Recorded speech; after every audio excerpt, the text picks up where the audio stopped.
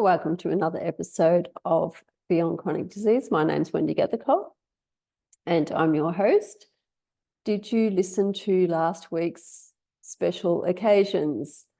It's probably going to, or not probably, this week's episode is probably, I just said probably again, it's part of what special occasions is. It's, it sort of leads on to that. So this week's episode is all about detaching emotions from certain situations in your life. And I just want to make this quick and simple and just say what's holding you back and why. So, this is not about sitting down and trying to work everything out all the time. I mean, I get a headache sometimes when, well, not literally, but when I'm trying to work stuff out, like, why am I doing this? Or why is that happening? All of this sort of stuff. And again, it depends on what sort of life you want to live. So every time something comes in my space and it's not feeling good for me, I have to deal with it. And over the years, things used to take a lot longer for me to deal with, to work out.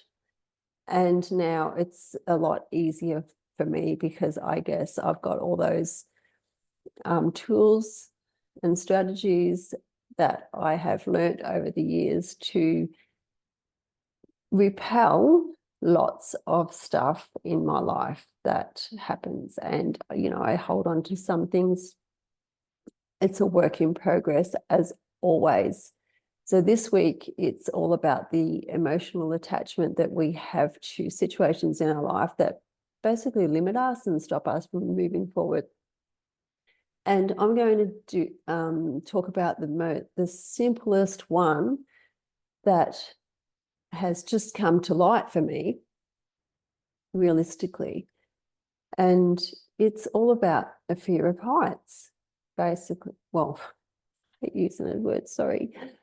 It's the fear of heights. Many, many years ago, I just, even just walking up the steps of a water park, I remember being absolutely horrified, petrified, more to the point, petrified. And, walking up, I even had to stop on the steps because it was creating anxiety in my body. I was starting to get panic attacks. And if you've been following me for a while, many, many years ago, I used to have panic attacks, like even at the, what are they called? Concerts. I had to run out of a concert one day because I just didn't know what was happening. Like, I thought I was going to fall down all the stairs and so forth. So these emotions that we attach to situations can really they can debilitate us right there and then. We could be, like I said, we could be just walking up a set of stairs, then we have to stop. And our body's just going into such high anxiety and our heart's pounding and we start sweating. And if you've experienced anything like that, then you could really do with looking at what's going on, what's been happening, what's happened in your past, what's going on in your life right now. Because if you don't, it will get worse. It will come in a situation, and I'm talking from experience here. It's not just an opinion, it's a fact that's been in my life, and I'm sure that I'm not the only one. So it will just come at a point where it's most inconvenient, and it's terribly difficult to get out of a situation because you're stuck. Like when I was walking up Sydney Harbour Bridge and it just came over me. And it was take a few deep breaths and get to the point where I could continue. And because, you can't be stuck on the Sydney Harbour Bridge debilitated in panic attacks, which I was. And so this is what I'm talking about, detaching. And this isn't only fear, but there's lots of other things. And if you listen to last week's episode on special occasions, it can just be anything that, families, friends say, that any emotion that you attach to anything that's happened in your life. And it could be an emotion of low self-worth, due to, certain comments that have been made, or, you might get fired from your job and then you think, okay, I'm not worth anything. I'm hopeless at that, but trust me, none of it's true. It's all lies. So this fear, getting back to this fear thing, that was happening a lot in my life. So I just said, I've got a fear of heights. The more that we voice it, the more that we tell people, it just stays in our body. We've got this fear of heights, and that's it. That's us. We can't get over that. We have a fear of heights. Well, that's not true. Yes, you may have a fear of heights, but that is only a limiting belief and limiting words, because I went on a recent holiday, snow skiing, for the first time.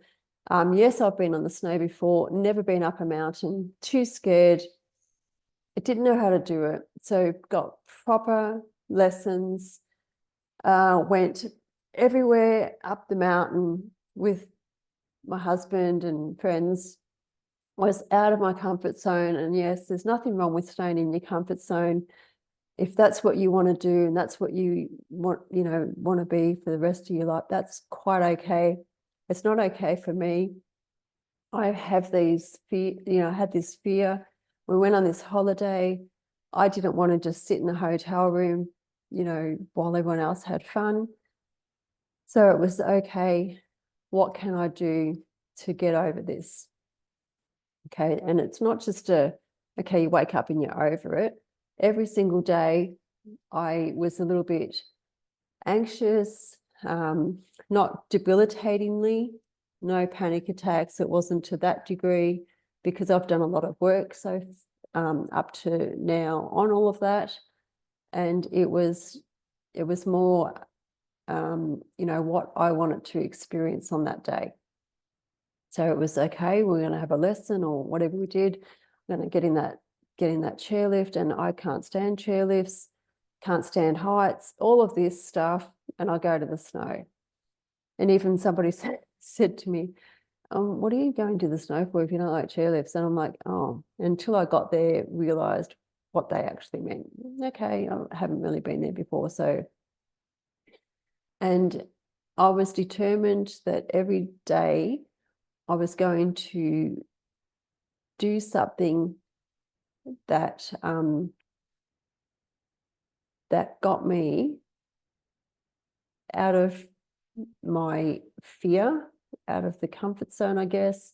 Yes, it scared the crap out of me some days, and then I just realized that at the end of the week, what I had done and how that made me feel. And honestly, if there's anything that's debilitating you, holding you back from something that you really want to do, I suggest that you try and work through it, because at the end of the day, once you see or feel, do that, you can overcome something as debilitating as a fear of heights in your life. Oh my God, there's so much that you can do that you've been missing out on because of that. And it's not just a fear of heights. It's anything, it's anything that's holding you back. What is holding you back? Now, with this fear, with this emotional attachment, which is what this podcast is all about, I'm going to go woo-woo on you. If you haven't already guessed it, I'm a little bit woo-woo anyway.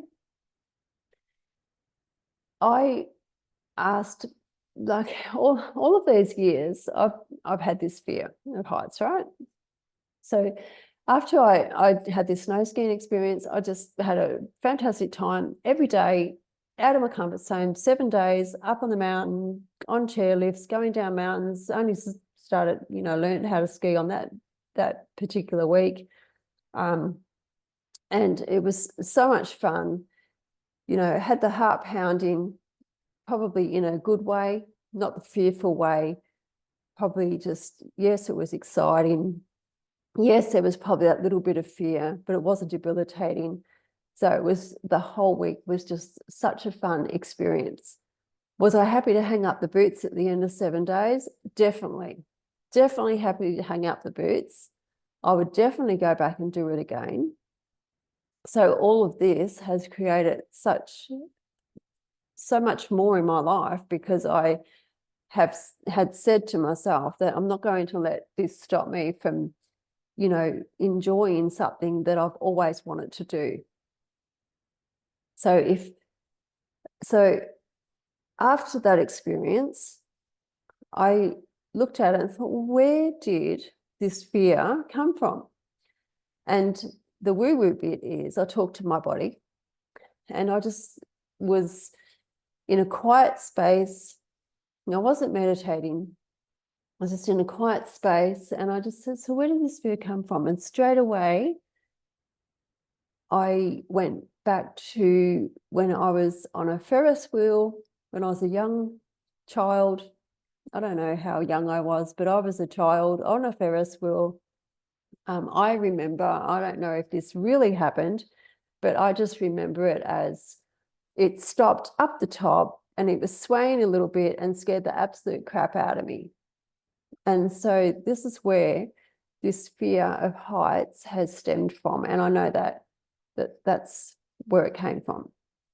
Okay, so it was just interesting. You don't have to work it out. So I hadn't worked this out before I did that. I had this fear of heights.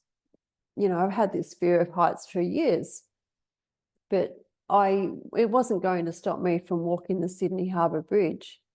I just knew that I had to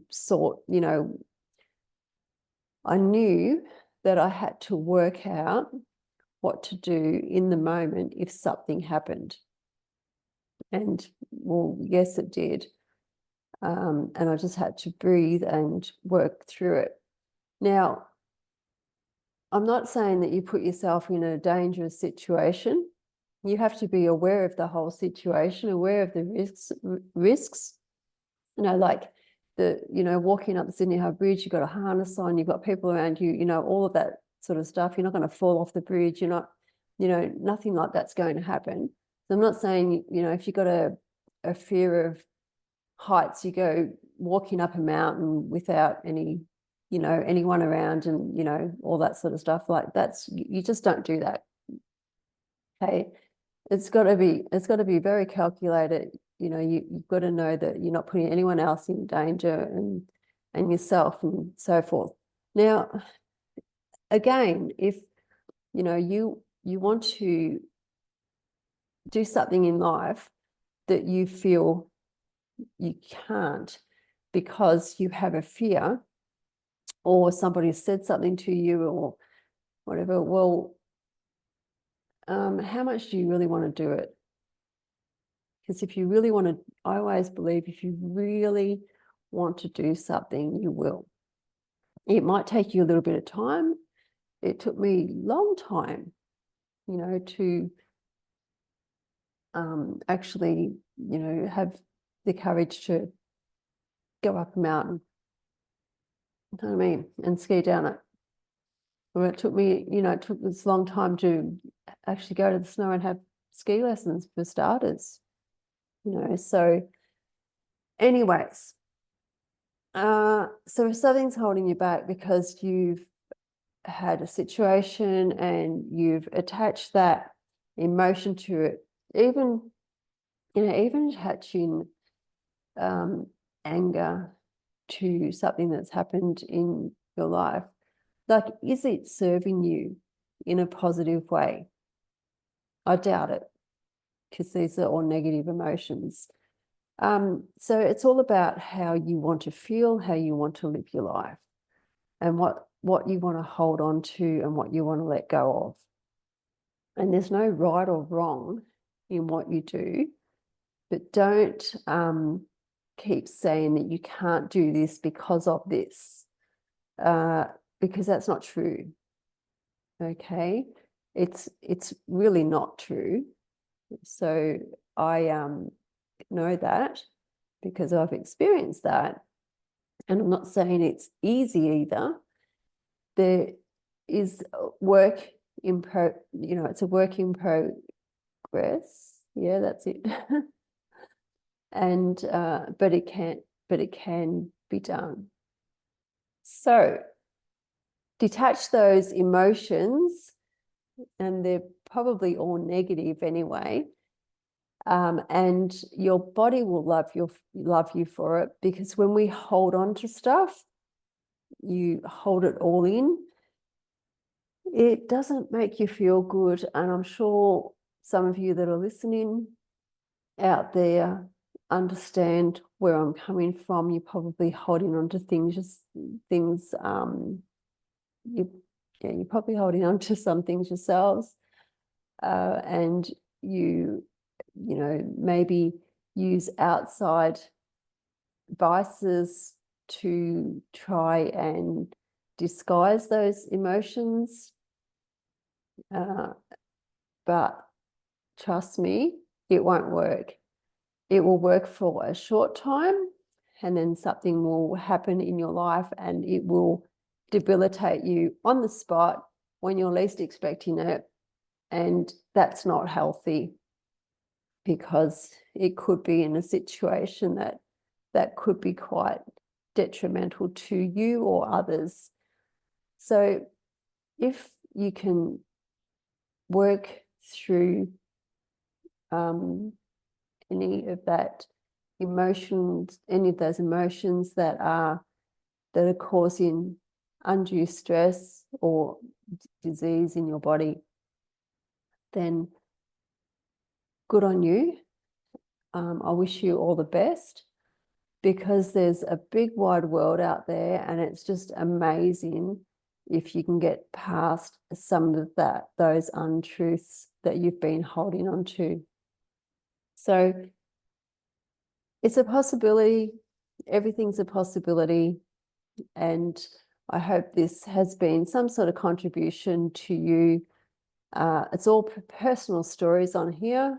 And, I started off with some, interviewing people from, that have helped me over time. And so now I'm trying to continue that by helping you. So good luck, all the best, and let's see you detach those negative emotions for good health and an unlimited life. So until next week, which will be a goodie, it's all about coffee and how it's and what it did to me when I stopped drinking it. And yeah, that will be interesting. So until next week, I will see you then. Bye.